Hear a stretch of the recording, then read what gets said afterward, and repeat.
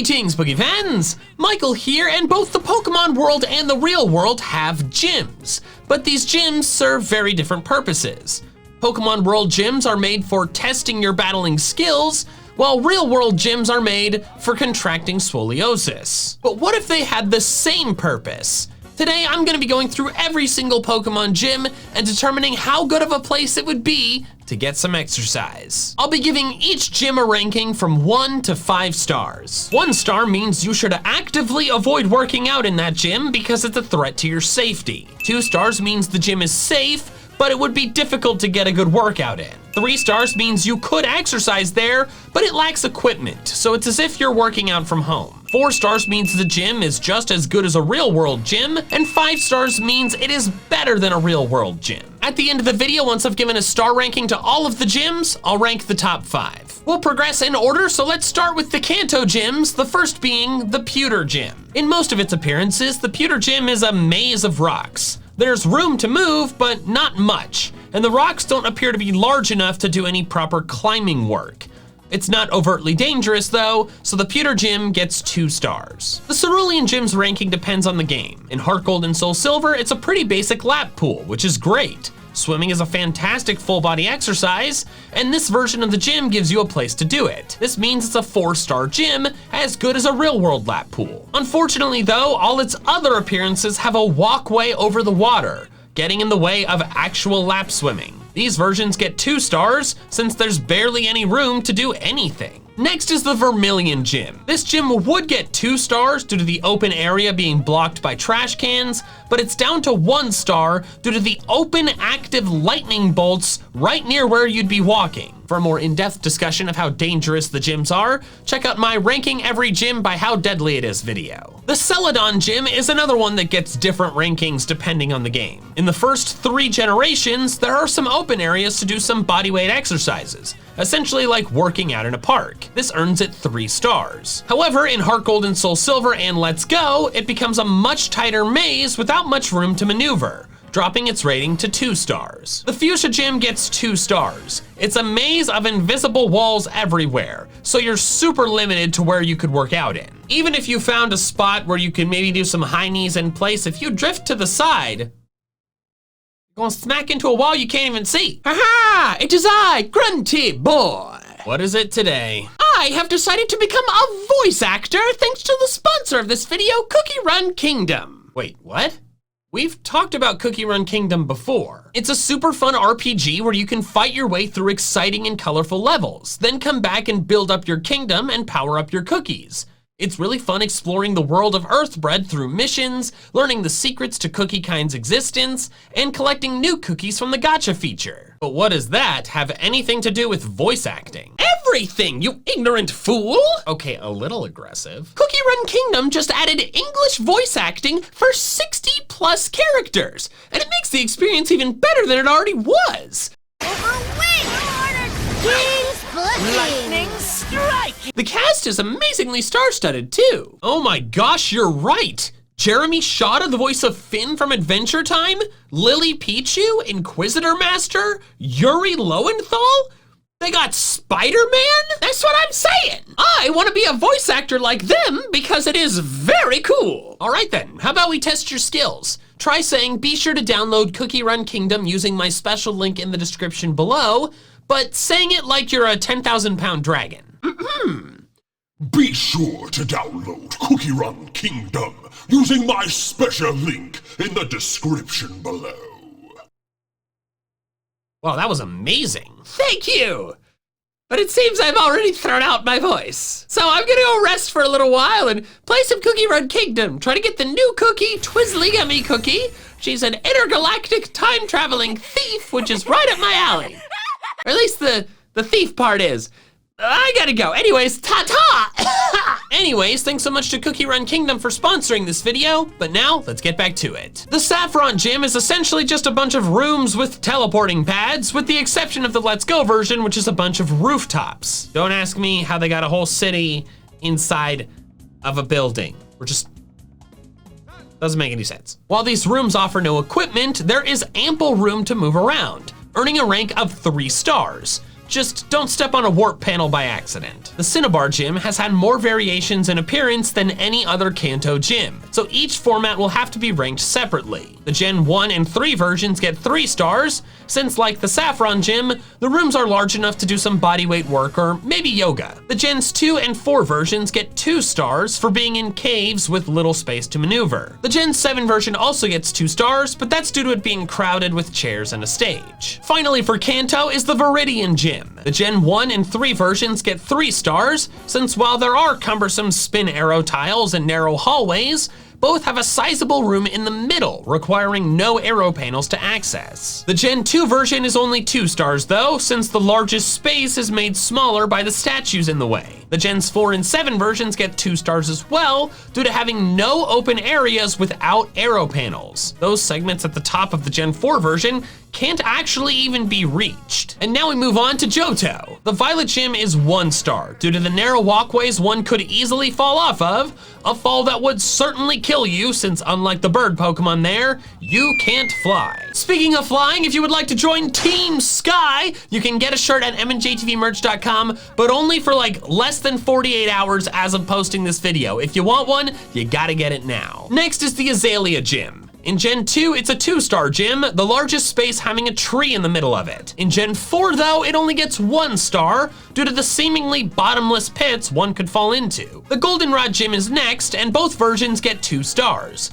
There really isn't much space to do a whole lot here. Maybe the bottom segment of Clefairy in Gen 2, but that's pushing it a bit. The Egritique Gym involves wandering over a pathway that you cannot properly see. While falling off teleports you safely, meaning not a 1-star ranking, you certainly won't have any room for any jogging.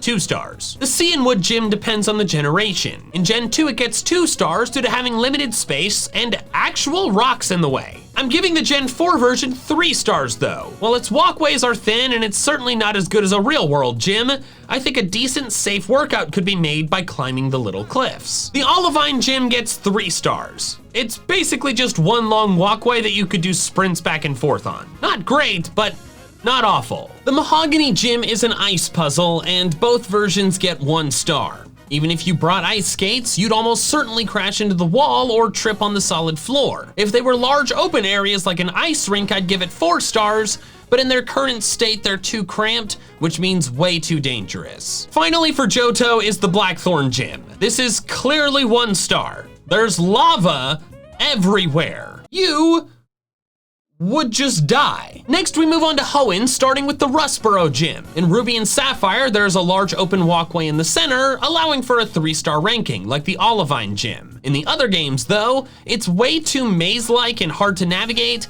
resulting in 2 stars. The Gen 6 version is literally a museum.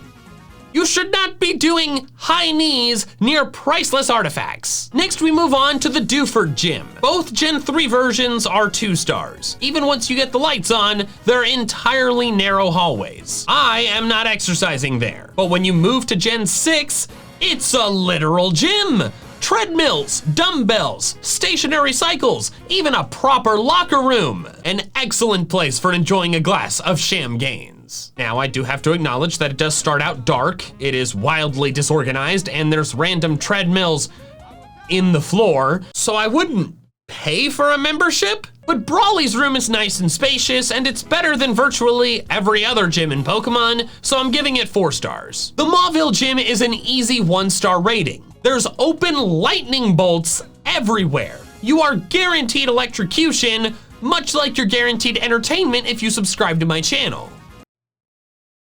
The Lava Ridge Gym is also 1 star. You're either falling down an entire floor or being launched from one floor to another under high pressure from hot sand or water. You're either getting broken bones or burns if you survive at all. Next is the Petalburg Gym. The gym is always just a bunch of spacious rooms, so that's 3 stars for me. Next is the Fortree Gym, and I'm giving it 2 stars. The maze and doors leave no room for activities, and the open areas for exiting in the Gen 3 versions have ledges getting in the way. For the Mossdeep Gym, both Gen 3 versions don't give you enough space to really do anything, so they're 2 stars. The Gen 6 version floats you over a bottomless pit, and the floating platforms could easily be fallen off of. That's too dangerous for me, and thus 1 star. All versions of the Suitopolis gym have you walking over ice so thin that you can't step on the same place twice. And if you do, you'll fall down an entire floor and probably shatter your ankle.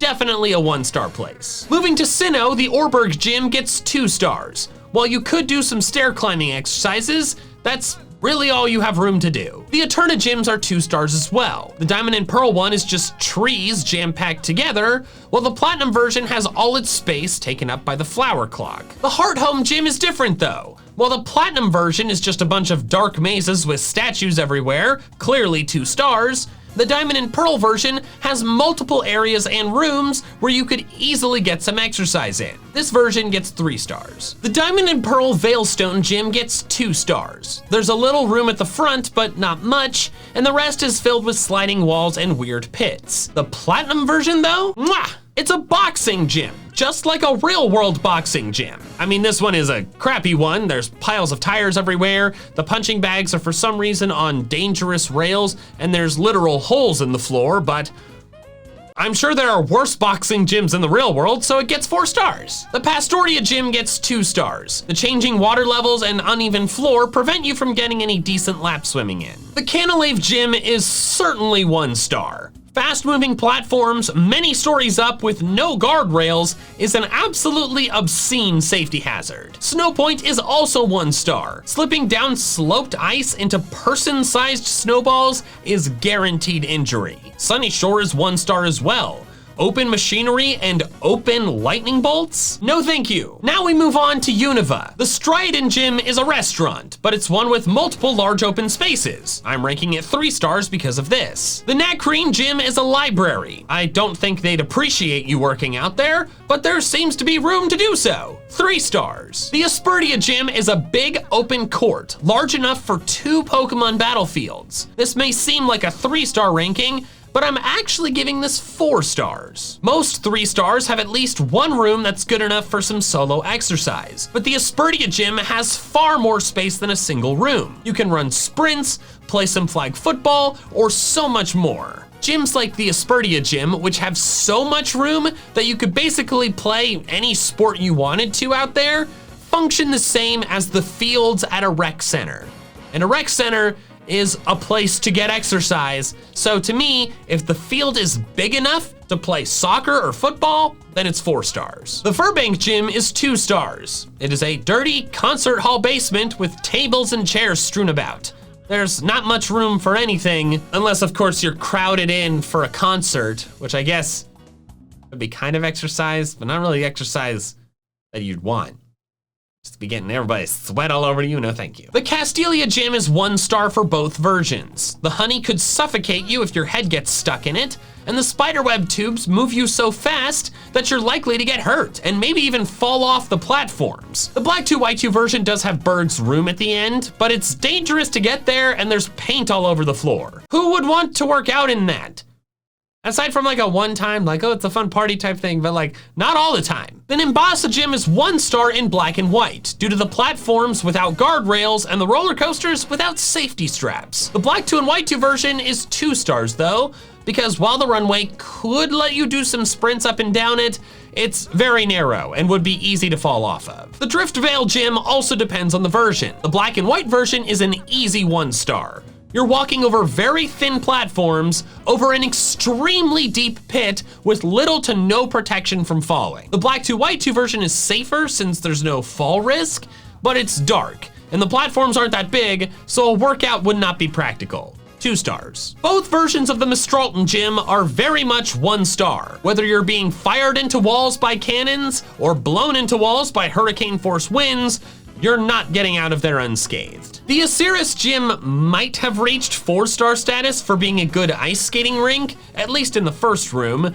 but the objects in the way make it too dangerous. Ice puzzles that aren't safe skating rinks are 1 star due to the drastically increased injury risk. Neopalusa Gym is 1 star in both versions. You are high above the ground with no guardrails or harness or anything. Finally for Unova is the Humalao Gym. It's not really dangerous since the water appears to be shallow, but there's not much room to do anything, and there's too much stuff in the way to properly swim. This has to be 2 stars. Now we're off to Kalos. The Santaloon Gym is 1 star. Tightrope walking over a spider web is sure to cause injury from falling. The Sillage Gym is great though, definitely 4 stars. It's a proper rock climbing gym, and climbing is a fantastic workout. It's definitely lacking in some safety protocols like harnesses and guardrails, and there's not really a whole lot of climbing walls. If you've ever been to a real life climbing gym, they've got a lot more space, but I can't be too picky since this is only like the 5th 4 star in all of the gyms. So it's a 4 star. Next is the Shallor Gym, which is a combination roller skating loop and a skate park. I think this is great. It's definitely for more seasoned skaters, but with the nice loop, trick options for pros, and ability to do some drills in the cone sections, I gotta give it 5 stars. But with an asterisk that it's 5 stars for experienced skaters. I think it's too dangerous for someone who doesn't know how to skate. Next is the Coumarine Gym, and I am giving this 5 stars. It's got a bunch of ropes to climb, which is a challenging but excellent workout, and the platforms plus Ramos's office provide spaces to do some bodyweight work. I know the only real equipment are the climbing ropes, but your climbing is rewarded by a slide back down to the bottom. A slide. Also, the interior is beautiful. All these things together definitely make it better than a real life gym. The Lumios Gym is basically just a bunch of rooms. So like all other gyms that are just rooms, it gets 3 stars. The Laver Gym is also 3 stars. I said 3 stars was the equivalent of an at-home workout, and the Laver Gym is a literal house. The Anastar Gym is 1 star. The walkways are so thin and easy to fall off of. I don't know if falling onto that strange sphere would hurt, but the risk is too much to consider working out there. Finally for Kalos is the Snowbell Gym. It's got high up, narrow walkways and large machinery spinning about haphazardly. This is definitely 1 star. Then since the Alola region doesn't have gyms, aside from that one like, oh look, we're representing Kanto Gym, which is just the Vermilion Gym again, so we're not talking about that one. That brings us to Galar. All Galar gyms except Spikemouth feature an enormous battle arena that also functions as a sports field. As I discussed with the Aspertia Gym, the options that this large space gives you means that it's enough for a 4-star rating. However, all the gyms also have a gym puzzle / gym mission segment, so I'll be ranking those separately. The Turffield mission has you herding Wooloo within fenced-in fields. It's another nice space for running around, but it's not large enough to count as a sports field. That means it's rated 3 stars. The Hulbury mission has you manipulating water flow in pipes. It's not really a good place to swim, and the platforms aren't that big or guarded aside from the starting platform. This one is pretty sizable, large enough for you to avoid the edges. It gets 3 stars for this platform alone. The Motostoke mission is the catching and battling mission, but it takes place in a small circular field. Like with Turffield, it's a nice little place, but not large enough for sports, so it's 3 stars. The Stow-on-Side mission has you riding a dangerous teacup ride, but it's not bad enough for me to give it 1 star. When you first enter though, the starting platform is pretty sizable and well guarded. This platform earns it a 3-star ranking. The Balanlea mission is essentially a backroom stage and audience area. Plenty of room both on the stage and off for some no equipment exercises. 3 stars. The Surchester mission is a 1-star mission. Low visibility and pits you can fall into is definitely too dangerous. You probably wouldn't die, but you'd get hurt for sure. The Spikemouth Gym, the actual gym since there is no stadium, is basically just a basketball court without baskets. I want to give this 4 stars, but since it's clearly meant for a sport that requires you to bring more than just the ball you'd need, I'm knocking it down to 3 stars. Just put in a couple basketball hoops and you're good to go though. Finally is the Hammerlock mission, which is doing double battles in the vault. This is 3 stars. Plenty of room to do some squats or push-ups, but not anything beyond that. Also, while it's not technically a gym, I'd like to bring up the Master Dojo. It's got workout equipment, room for sports on the battlefield out back, and even a kitchen for making pre or post-workout food. It's certainly a 4-star place, and Probably one of the better 4-star places. So now that we've ranked them all, here are my top 5. Number 5 is the Gen 4 Cerulean Gym, a very nice lap pool. Number 4 is the Galar Stadium fields just as a whole. They're high-quality athletic fields made more fun by getting to exercise in a massive stadium. Number 3 is the Dewford Gym in Gen 6. It's messy, but it has actual treadmills and weights. Number 2 is the Shalor Gym. It's an amazing spot for skaters. And number 1 is the Coumarine Gym. Room to do bodyweight work, ropes to climb and swing on, and a slide to reward your efforts. Don't forget to pick up a Team Sky shirt at mnjtvmerch.com while you still have the chance, and thank you so much for watching. With an extra special thanks to my patrons over on Patreon who are helping support my channel independent of fluctuating YouTube ad rates. If you want to help support me in the same way, the link is in the description below. Also, if you want to check out some more of my fun Pokemon content, I recommend these videos here. All right, that's all I have for now, so until next time, big fans, gotta catch them all.